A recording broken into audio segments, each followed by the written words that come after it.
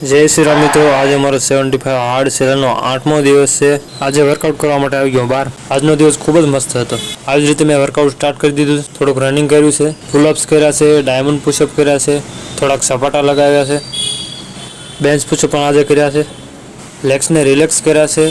आज रीते मैं मारुं सवारनुं वर्कआउट पूरुं कर्युं छे। आई गया घरे अने लीधी सेल्फी, जतो रह्यो नहवा, नाहीने कर्यो नास्तो, निकळी गया ऑफिस। ऑफिसे पहुंचीने मैं अमारो पाणी पीवानो टास्क पण पूरो कर लीधो छे। घणुं बधुं काम कर्युं छे।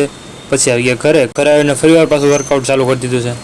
સૌ પ્રથમ રિલેક્સિંગ વર્કઆઉટ શરૂ કર્યું છે, પછી કર્યું એપ્સ માટે વર્કઆઉટ, પછી ડાયમંડ પુશઅપ કર્યા છે, આપણે નોર્મલ પુશઅપ કર્યા છે, થોડી બોક્સિંગ પ્રેક્ટિસ આજ પણ કરી છે। બસ આવી જ રીતે સાંજનું વર્કઆઉટ પણ મેં પૂરું કરી દીધું છે।